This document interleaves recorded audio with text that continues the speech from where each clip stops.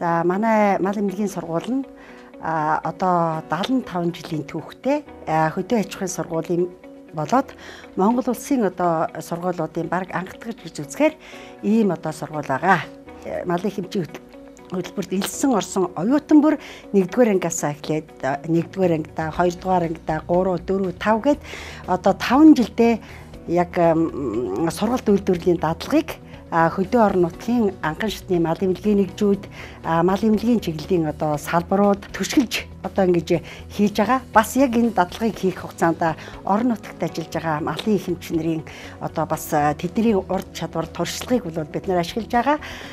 Энэ утгаараа цаашдаа анх орон нутгаас элсэн оюутан бол тэр орон нутагтаа 3-4 жил дадлаг хийгээд ирэхтэр энэ одоо эргээд тэр орон нутагтаа ажиллах ийм боломж нөхцөл бол их бүрддэг. Энэ утгаараа манай мэрэгжил бол төгсөөд гарахад төсөлтийн ажлын байртай одоо ийм одоо сайхан мэрэгжтэй гэж ингэж үзэж байгаа юм аа.